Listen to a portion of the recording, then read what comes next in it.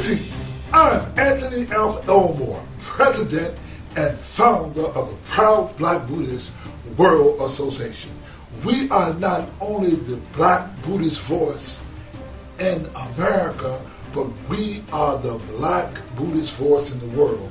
And today, we bring you another one of our exciting Black Buddhist lectures. Now, we purposely take our Buddhist practice out of the realm of Asian teachers, and we bring and teach Buddhism from our Black cultural perspective. This weekend, that was November 3rd, 2017, a movie opened in America called LBJ. Now, this movie is the subject of my Black Buddhist lecture. Now, I sat in that movie theater and I almost broke down in tears. I was crying. It hurt me so bad just to relive the death of our beloved John Fitzgerald Kennedy. You know, as a kid coming up, Kennedy became the president when I was first and second grade, and we learned to love JFK. You know, when he died, us black people suffered and we hurt so bad. Now, John F. Kennedy was actually America's first Buddhist president. Now, what I mean by John F. Kennedy being America's first Buddhist president is that we know that John F. Kennedy was a Catholic, but when I mean he is our first Buddhist president, in that he brought what I know or what I recognize as a Buddhist spirit. It was a youthfulness. It was a culture. John F. Kennedy started a program which, he set peace. He had young people, the Peace Corps. He had young people going through America, going through other countries, and the Peace Corps, and doing things and volunteering. So John F. Kennedy, it was a youthful time in America. It was a time that actually Buddhism came to America because we were more broad under the Kennedy administration. Now, John F. Kennedy was someone who, if you were going to the black community, you would see pictures of John F. Kennedy, Robert Kennedy, and Martin Luther King because he was so beloved. Now, after the movie, I needed to talk to somebody because I was so emotional about the movie. And of course, that was Timothy McKay. He is my house guest. He's a white guy who come from the hippie era. He didn't have the passion for John F. Kennedy that I did. And so I said, well, there's somebody I can talk to. Most of you may have heard of my friend TV Judge Joe Brown. Well, I called TV Judge Joe Brown, and of course he revealed more than I wanted to know, in that he had such deep backgrounds about things, and of course he really wasn't the right guy to talk to. And I sent an email to my Congressman Steve Cohen, who loved JFK and the Kennedys because he patterned himself after the Kennedys. That's our Congressman. Now, what I had to do was come home and reconcile or deal with this issue. Now, the following Saturday, a young man by the name of Maurice came to our home. Maurice, and I think his girlfriend's name was Kira. Maurice is a 29-year-old scholar.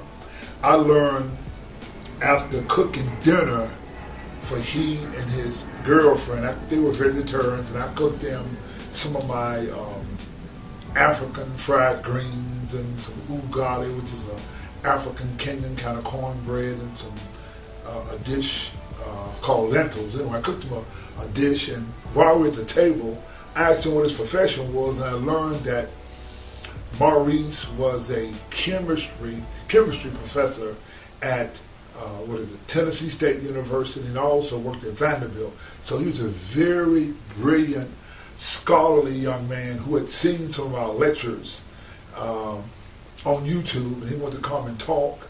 And of course, after the conversation with this scholar, this esoteric scholar, he delved into some spiritual areas that was more than I wanted to get into, based on the fact that we who are Buddhists, we practice the Buddhism of Nichiren Shonin, the 13th century black Japanese Buddhist sage. Now, it was Nichiren who challenged the Buddhism of his day. He challenged all the Buddhism of Japan. Now, please understand that Buddhism did not get to Japan until 1,400 years after the death of the Buddha. In fact, Buddhism never made it to China until 1,000 years after the death of the Buddha. However, Buddhism was in Africa at the same time almost that it was in India. Now, it was only when I became a Nichiren Buddhist that I began to get so much away from the esoteric or the spiritual aspects of Buddhism, like my friend Professor Maurice. Professor Maurice Gales, he is so much into the spiritual aspect, and I couldn't get into that because as a youth, when I was his age, I used to practice old Japanese Shotokan karate, and I practiced Zen Buddhism. We used to meditate in icy waters. I had to break my knuckles on a concrete wall, and I live an esoteric existence like I was a real live Buddhist monk. When I was 19 years old, I was not your normal, everyday African American when I was, even a teenager. Now, it was only when I embraced the Buddhist teachings as taught by Nichiren Shonin and the Lotus Sutra that I began to normalize my life. Now, there's a Gosho. Now, the Gosho are letters that Nichiren wrote to his disciples to teach them Buddhism. And the first Gosho that he wrote is called On Attaining Buddhahood in This Lifetime. And it reads, quote, "If you wish to free yourself from the sufferings of birth and death you have endured since time without beginning and attained without fail unsurpassed enlightenment in this lifetime, you must perceive the mystic truth that is originally inherent in all living beings. This truth is Myoho Renge Kyo. Chanting Myoho Renge Kyo will therefore enable you to grasp the mystic truth innate in all life."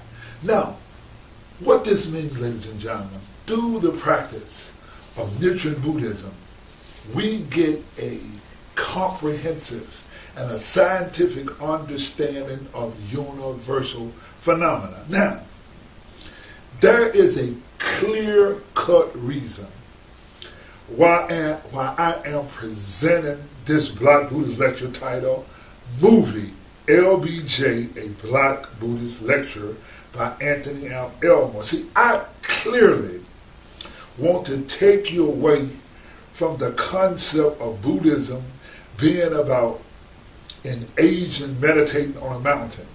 In fact, we proud Black Buddhists do not engage in the traditionally known practice of quiet meditation. Now, let me explain something. Now, understand, when you look at Buddhists and all you see is some Asian on a mountain meditating, and we think Buddhism is about meditating, well, this is what Nichiren writes in the Gosho. He writes, quote, now the Gosho, you can look it up, it's titled The Doctrine of the 3,000 Realms, and it reads, quote, Shannon Daimoku, or title of the Lotus Sutra, is the same as carried out meditation. Ignorant persons may find this difficult to believe, but the second volume of Great Concentration and Insight by Tentai has a passage regarding recitation and silence, in which the word recitation refers to recitation of the Lotus Sutra, and silence to the practice of meditation or contemplation. And again, in the first volume of the Meaning of the Four Teachings, Tentai states, quote, "Not only are such practices as recitation not a needless waste of effort, they are essential in enabling one to grasp the principle involved," unquote. Now, Nichiren further writes, quote, "In the Lotus Sutra we find the doctrine directly stated. We find it taught through similes, and we find it taught through an explanation of causes and conditions in the past. In passages where the doctrine is directly stated, the original purpose for which the Buddha appeared in the world is set forth. The direct path by which all living beings can attain Buddhahood. And Daimoku represents the cause and conditions that permits not only us, but all living beings to proceed directly to the place of enlightenment." You see, Daimoku is chanting Namu Myoho Renge Kyo. See, through chanting Namu Myoho Renge Kyo, we and all other living beings can find a direct path to enlightenment. He goes on further. He says, the Zen school reveres the practice of meditation or observation of the mind as the original purpose for which the Buddha appeared in the world, when in fact it is only one aspect of the four guidelines mentioned earlier. If meditation on the 3,000 realms in a single moment of life and the threefold contemplation in a single mind were in fact the heart and core of the Lotus Sutra, then the 10 factors would have been mentioned in the Daimoku, or title of the sutra. But of course, the Daimoku is simply Myoho Renge Kyo, so there is no need for any further discussion. You see, ladies and gentlemen, meditation is only one aspect of the Buddhist teachings and not the entirety of Buddhism. You see, Nichiren Shonin teaches us that Namu Myoho Renge Kyo is the only direct path to enlightenment. Now, let us get back to our topic. Our topic again is movie, LBJ, a Black Buddhist Lecture by Anthony M. Elmore. Now, what is most important that I want you to get out of this Black Buddhist Lecture, what I want you to understand, that you, as a single individual, although you may think that what you do is insignificant, but the causes and effects that you make is enough to actually change the destiny of a nation. See, knowing this, you or we as black people can actually change the world, and that this should give us confidence in our Buddhist faith. Let me take a little bit further. You see, let me make a very controversial statement, and then you will come to understand what I mean. You see, it will not be Asians and it will not be white people who will change Buddhism or bring the major changes in Buddhism to where it can spread again all around the world. Asians will not do it and whites will not do it, but it will be black people who will make the difference in Buddhism. And I'll explain to you why. You see, let us get back to our lecture, movie, LBJ, a Black Buddhist Lecture by Anthony M. Elmore. You see, there's a Go Show. And the Go Show, again, are the writings of Nichiren Shonin. And there's a Go Show called The True Aspect of All Phenomena. And it reads, quote, question, the expedient means chapter in the first volume of the Lotus Sutra states, The true aspect of all phenomena can only be understood and shared between Buddhas. This reality consists of appearance, nature, and their consistency from beginning to the end. What does this passage mean? Answer. It means that all beings and environments in the 10 worlds, from hell to the lowest to Buddhahood, the highest are without exception manifestations of Myoho Renge Kyo. If there is an environment, living beings are bound to dwell there. A commentary states, quote, living beings in their environments always manifest Myoho Renge Kyo. Another says, the true aspect invariably manifests in all phenomena, and all phenomena invariably manifest in the 10 factors. The 10 factors invariably manifest in the 10 worlds, and the 10 worlds invariably manifest in life and environment.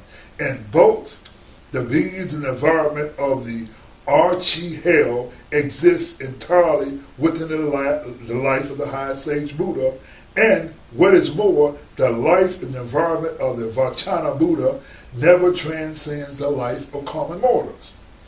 These explanations are precise and clear. Who could have no doubts?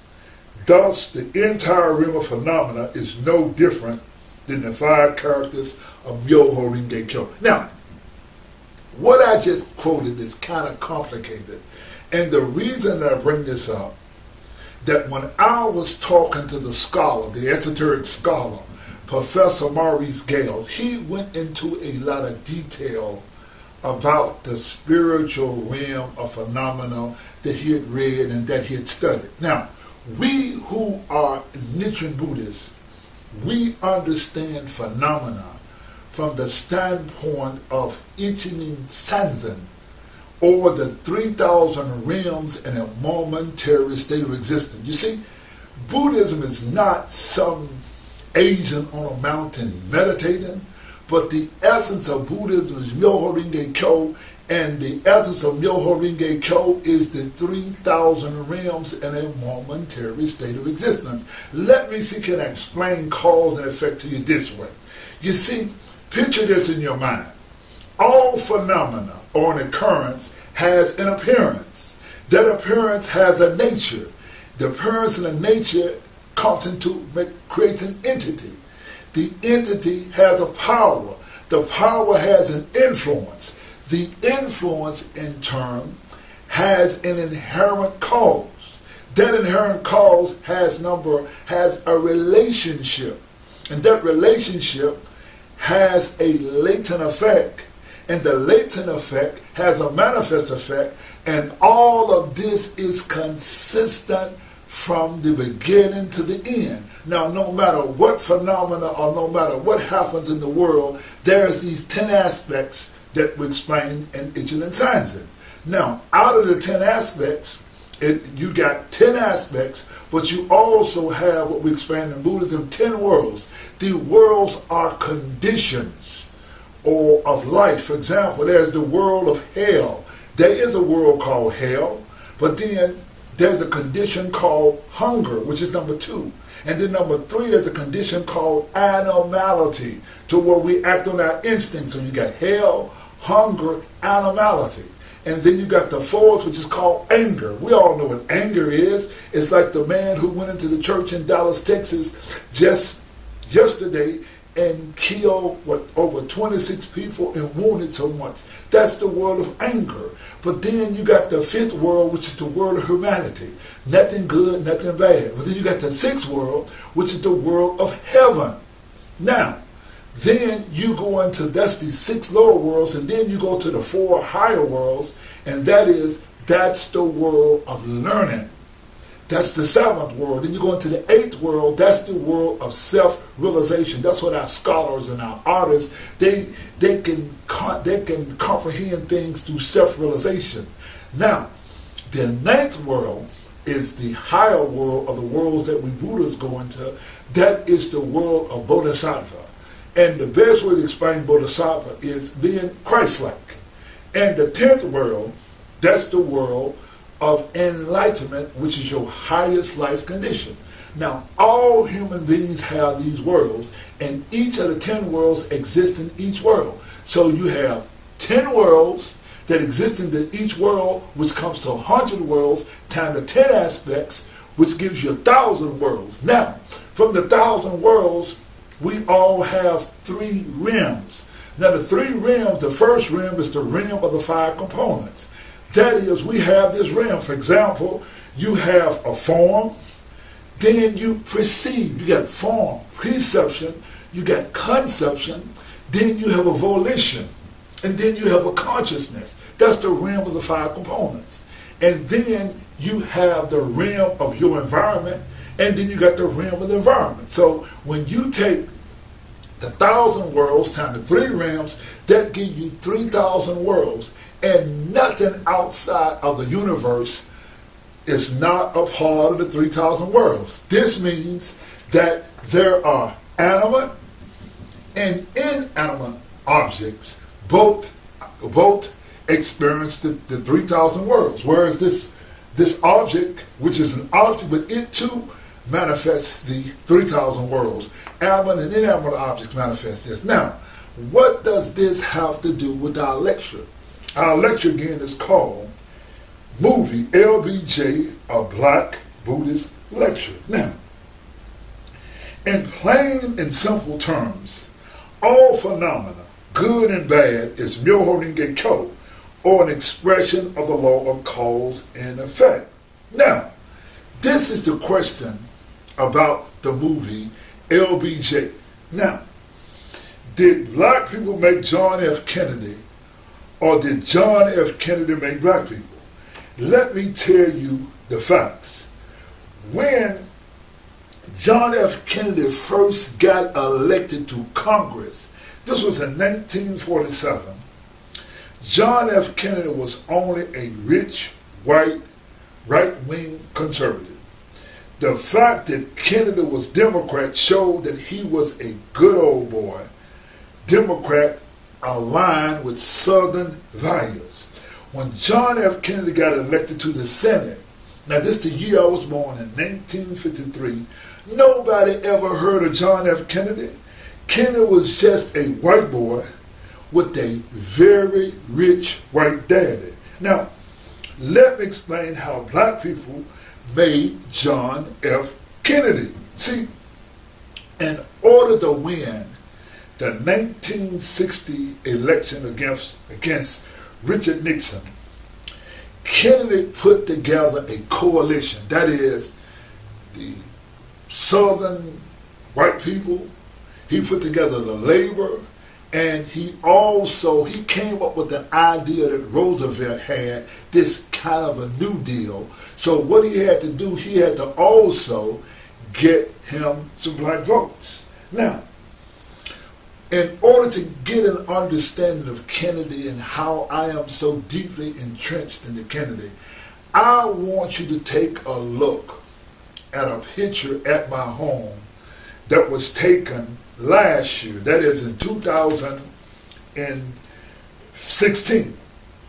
Now, you see in the background a picture of a young man with Kennedy. His name was Tom M. Boyer. See, Tom M. Boyer first came to America on August the 15th, 1956. So, what we were celebrating at our home was Tom and Boyer's 60th anniversary of him coming to America. And what you see in the picture, you see me with Congressman Steve Cohen, you see me with our state senator, Tennessee State Senator Reginald Tate. Now, we are at my home celebrating Tom and Boyer. Now, why is Tom and Boyer important? You see, and Boyer came from a British protectorate. Now, this British protectorate they were a colony of the British, and they wanted to be free. And a group of black activists, black and white activists, invited Tom and Boyer to come to America to speak. And Tom and Boyer was so brilliant, he was so articulate, that he was able to talk on behalf of Africans, and he says, we Africans one day want to be a free country. We want to be free of colonization. And in order for us to be free and run our own country and be important, we must educate Africans. So Tom Mboya lobbied to college presidents to give scholarships. In order to help his effort, baseball great Jackie Robinson, singer Harry Belafonte, and actor Sidney Poitier, they put their names on a letter asking black people to help these African students come to America. They were going to take a chartered flight. This is in 1959. And black people gave $1, $2, $3, whatever they could to help these African students come to America and go to college. And do you know that they came in 1959? Now, there was another young man that also came in 1959. He was 23 years old, and he come from a little place called Kigilo. I want you to see a picture of me in Kigilo. Now, how this ties in, that you see me in Kigilo. Now, Kigilo is in a country called Kenya. But now, see, in 1959, Kenya was a British protectorate. It was not a country. They didn't get their independence until 1963. But it was Tom Mboya who helped to build this country. Now, how does this tie in into what we're talking about, and how does this tie into LBJ? You see, of 1960, a group of Kenyans, they came to meet Senator Kennedy, and they met him at his office, and Kennedy was on the Foreign Relations Committee, and he was trying to get his foreign relations, so he got involved in helping Africa. Now, what happened was, Mboya had got scholarships for 1960. Now, he got scholarships for 1960, but what happened was, they did not have the money. And what happened was, in June of 1960, a young John F. Kennedy was the Democratic nominee. And they sent a telegram to Tom Mboya that says, man, we're not going to have money to get these kids to go to college in 1960. And they had to go to school in September. They said, but you know what, we got one hope. There is a presidential candidate. His name is John Kennedy. Fly here to Hannah's Point, Massachusetts, to the Kennedy compound, and we're going to let you talk to him. And Tom Mboya went to the Kennedy compound, and Kennedy says, man, I believe in education. I think we should help these youth. Tell you what, the Kennedy Foundation will give $5,000. Then the conversation went further. Then Kennedy said, we're going to give $10,000, then $15,000, then $20,000. Before the conversation ended, John F. Kennedy agreed to do the whole thing. That was $100,000. Not only did they give $100,000, they gave $200,000 to help sponsor these Kenyan students. John F. Kennedy gave this money to help the African students to go to school on one condition, and that was Tom Mboya must keep this donation quiet. Kennedy was a Democrat, and he could not have the white or the conservative Southern people to know that he was helping black students to go to school because he was a part of the Democratic Party. A reporter was snooping around and found out that Kennedy was giving money. So what they did was they were trying to vilify Kennedy by saying that Kennedy was trying to buy the black vote by helping these students. And one of the Congressman Stevenson, I think who was, got on there and really bad-mouthed Kennedy. Now, baseball great Jackie Robinson had asked his friend Richard Nixon, who was the vice president, to help the Kenyan students, and Richard Nixon said it was nothing that he could do. However, when Richard Nixon found out that the Kennedy Foundation was going to help these students, Richard Nixon went into action, and what happened was he got the State Department to give them money, and he told them, don't take Kennedy's money, and Richard Nixon was going to do a big publicity stunt by saying the State Department helped these Kenyan students, and they went ahead and they turned down the money that Nixon had, and they went ahead and went along with John F. Kennedy. Now, what this shows, ladies and gentlemen, is that John F. Kennedy was not the president of the United States, but he had committed to helping these black students to get an education. Now, what happened was that this is like in September when all of this stuff began to happen, or rather when September came, Martin Luther King went out and he got arrested, and King was trying to keep his cool, but he went out and got arrested, and he was locked up in jail like 1 week before the election, and King did not want to make no trouble, but he had to follow these students, and they locked him up in jail. So Jackie Robinson went to Richard Nixon and asked Richard Nixon would he help Kennedy. And Nixon did not want to lose that white vote, and so they asked Kennedy to get involved.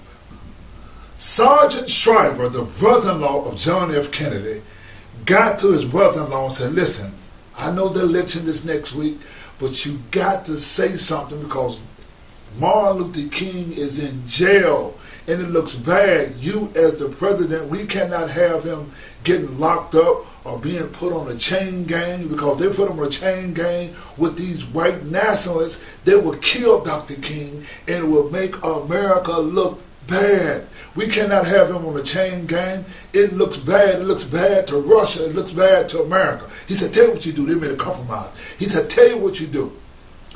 Why don't you, John Kennedy, just call Coretta Scott King and tell her that you understand, that you feel empathetic that her husband's being locked up and that you are concerned. And Kennedy says, man, that's a good idea. So he called Coretta Scott King when Richard Nixon would not do it. And what happened was that resulted in John F. Kennedy turning the black vote around.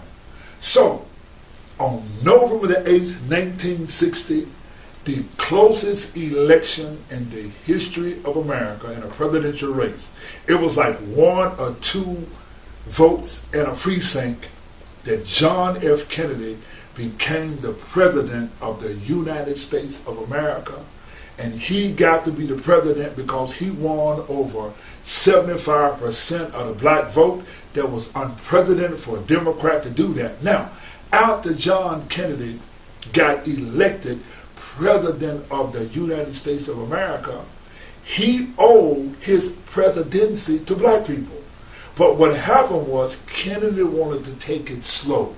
He didn't want to just go and get off into civil rights, get these Southern Democrats mad and get everybody upset at him. But black folk had a different thing. See, black folk had a whole new way that they wanted to do things. They weren't going to wait on Kennedy. They met with Kennedy, but they says, man, we got to do something. So in January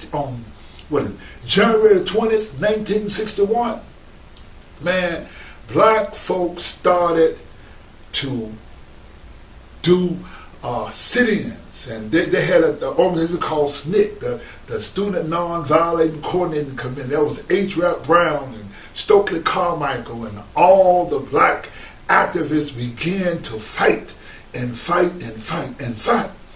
When I was in college in 1972, there was a man by the name of Reverend James Bevel. Bevel was the guy who came up with the Montgomery to Selma to Montgomery March. And after King had died, he was in Memphis, and I heard him. I quit college to join James Bevel. But something happened in America.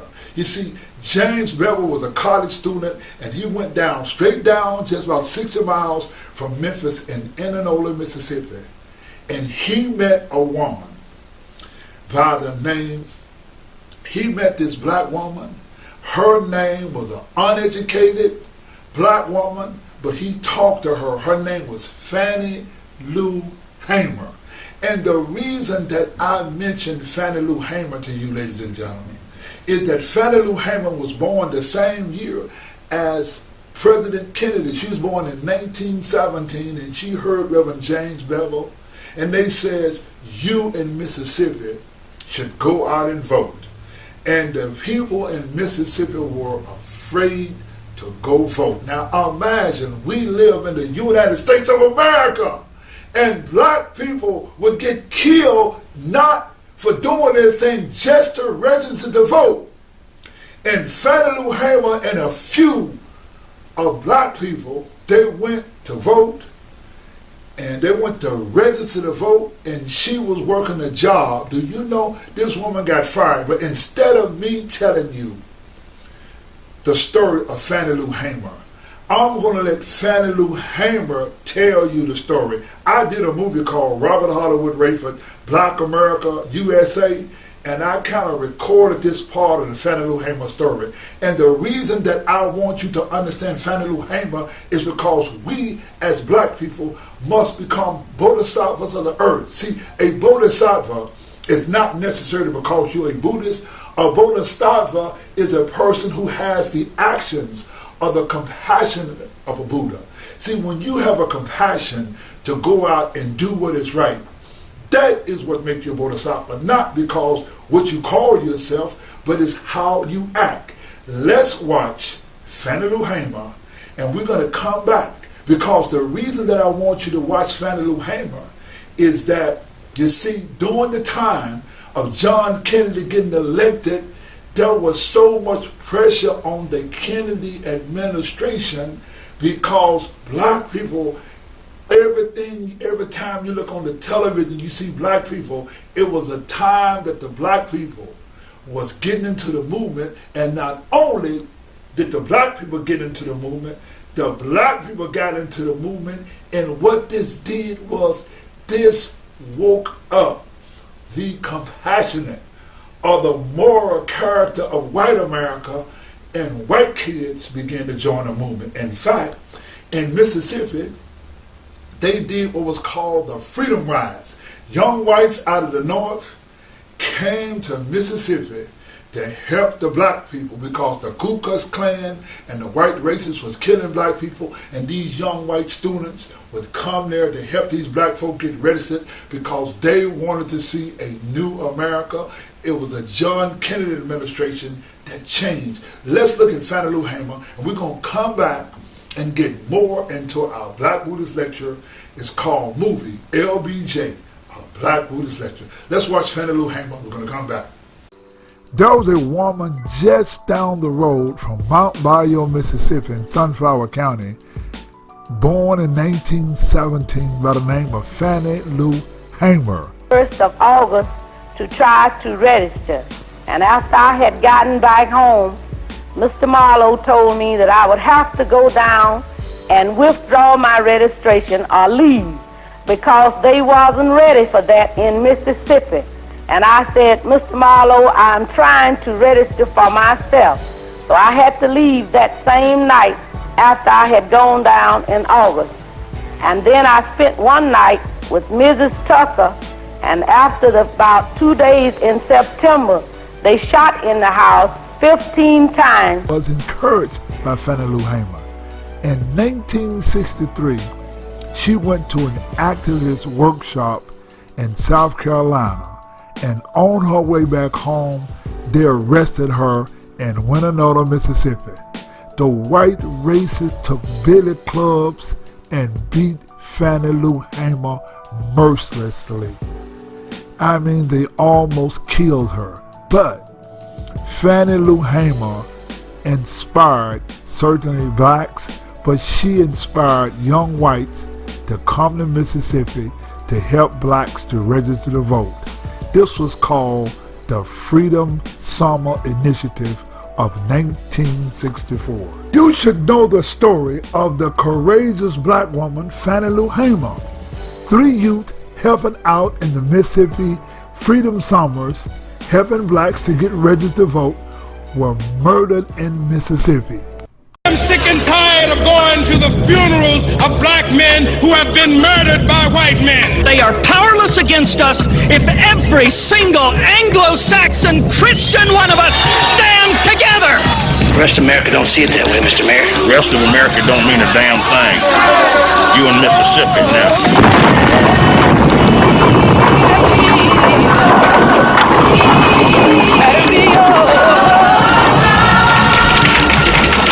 You had us scared to death, man. Don't you call me man, boy.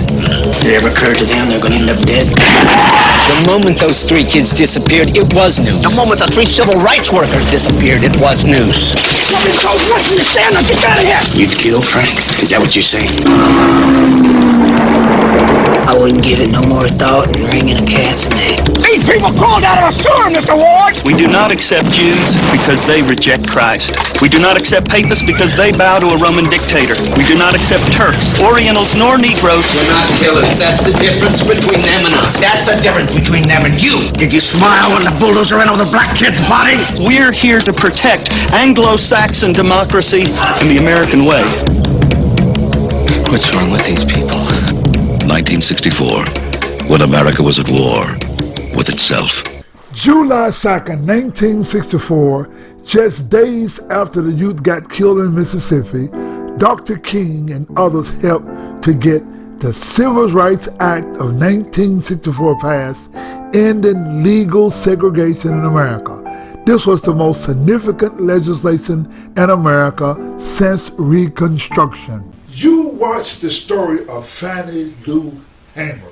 You see, there was no let-up in the Kennedy administration. You see, Dr. Martin Luther King not only attracted black people, but white people joined the movement. While white Christians and Jews could no longer be silent, and it was on April the 16th, 1963, that Dr. Martin Luther King was locked up in the Birmingham jail, and he wrote a letter from the Birmingham jail where he made his famous quote, "Injustice anywhere is a threat to justice everywhere." See, what was the tactic and strategy of Dr. Martin Luther King? See, the strategy was to show the hate and the immorality of white action in America. See, Dr. King appealed to the moral consciousness of America. This is where you got to come to understand Buddhism. It is the Buddhist teachings that let us know that we have a Buddha nature. But now, how they confuse the Buddha nature is that they don't talk in words that we understand. See, another word for Buddha nature is just a moral consciousness. Now, what Dr. Martin Luther King was able to do with the freedom fighters and all the movement and all the action that was going on in America, Martin Luther King and the activists, both black and white, appealed to the moral consciousness, or the Buddha nature in Hebrew. It was what we in Buddhism call Buddha nature, or our moral conscience, that changed John F. Kennedy. It was the Buddha nature of these men that led them to believe that we must build a better America, that we must have civil rights legislation, that we must fight for the right of everybody. We must live with the Constitution that our founding fathers did. And nobody did this any better than Fannie Lou Hamer and the Freedom Summers. Now, let's take you to August the 28th, 1963. John Kennedy was watching this out of his White House, out of one of the White House, but on August the 28th, 1963, both black and white, they had a march on Washington. And this is the time when Dr. Martin Luther King delivered his famous I Have a Dream speech. This is what people who learn Buddhism from Asians miss the point. Whether you believe or practice the Buddhist religion, we all have a Buddha nature. It was Dr. Martin Luther King's Buddha nature that allowed him to deliver I Have a Dream speech. A Christian would say Dr. King expressed his Christian nature. A Christian nature or a Buddha nature, it is only semantics, it's the same thing. I want you to look at a scene from the LBJ movie. Fever grips Los Angeles. The only major threat to Kennedy's hopes is Senate Majority Leader Lyndon Johnson. Delegates are meeting with Kennedy right now. Jack or Bob? Teddy. Christ, this place is infested. In a surprising upset, Senator John Kennedy has won the West. What? Hi, Jack. You mind if I ask you a question, Lyndon? You're out of your damn mind, Jack. All the liberals hate it. We need Southerners. There's no power in the vice presidency. Power is where power goes.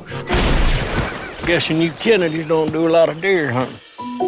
John Kennedy has been elected President of the United States. I need to show a strong record on civil rights from the start. Maybe they might listen to a Southerner who's on our side. What makes you think he's on our side? Well, those Kennedys must really hate you. Those Harvard boys not going to tell us how to run the state of Georgia. You're going to lose the support of the people who've always had your back. This train is leaving the station. You can hop on it with me and try to slow the damn thing down. If I'm going to make a run in 68, I'm going to need people like me. Shut the door. How could anybody not like him? We've got Martin Luther King writing letters from a jail cell. It's an embarrassment around the world. You submit this bill now, it will never become law. What are we waiting for?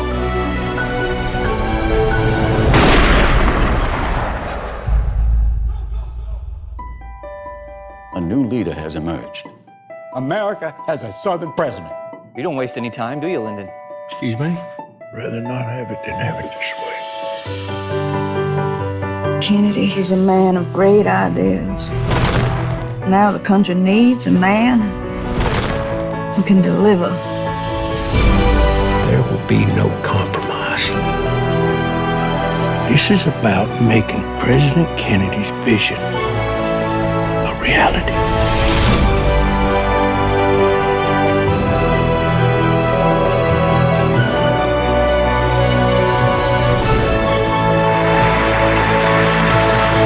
This will define your presidency.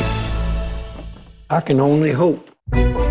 What you see in the movie is a man who used his humanity to get civil rights legislation enacted to change America. When he got in a position that he can make a change. Now, again, Dr. King had his I Have a Dream speech on August the 28th, 1963. But on November the 22nd of 1963, John F. Kennedy got brutally assassinated in Dallas, Texas. And then you had a man named LBJ, Lyndon Baines Johnson, a man who had to rise to the occasion to make a difference in the world.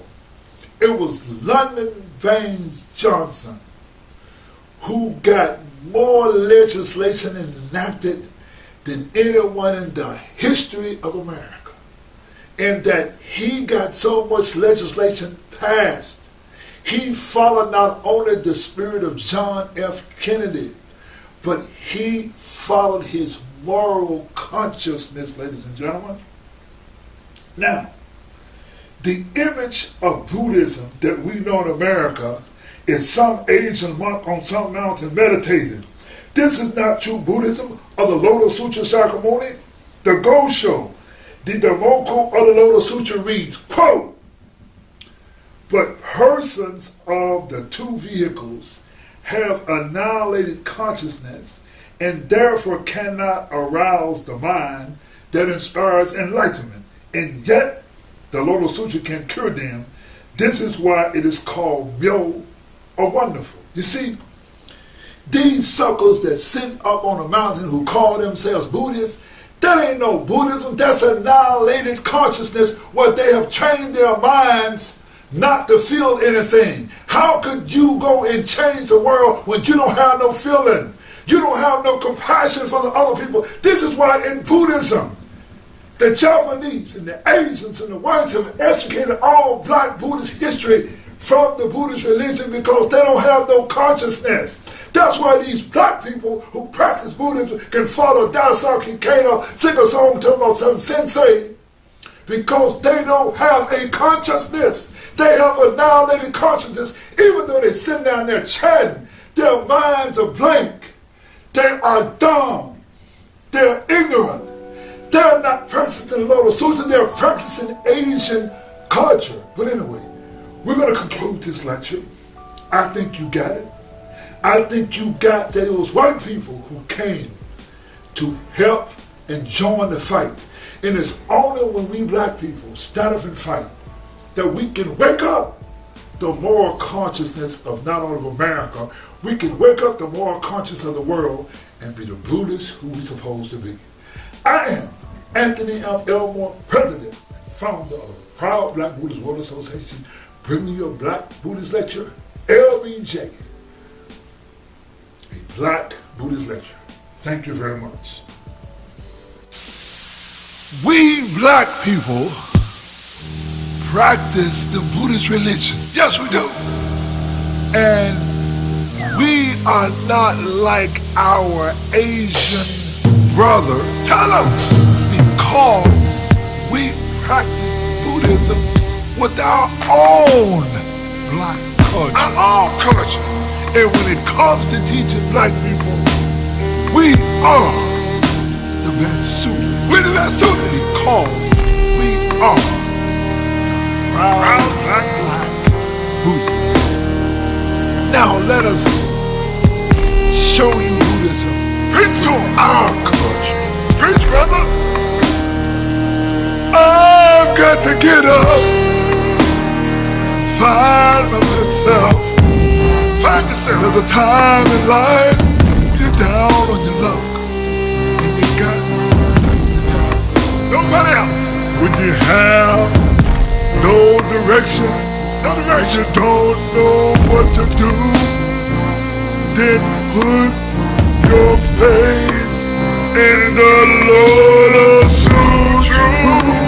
I've got to get up, and find a way. When you're blind and run out, on knees and pray. I pray the way of the Lotus Sutra. I practice the teachings of the Buddha. I've got to get up, and find a way. I practice the faith of the Lotus Sutra, and that's the way I pray. Faith is a way, it's understood. Faith is on the way to Buddhahood. Got to get out, and find yourself. There's a time in life when you're down on your luck and you got nobody else. I don't care what the Japanese leaders say. The only way to Buddhahood is only through faith. I've got to get out, and find my own way. Find your own way. I don't need you to come to America. You ain't got to come to America. Teach me how to pray. In case it is news to you, it is only the Lotus Sutra. That's the teachings of the Buddha. I've got to get out, and find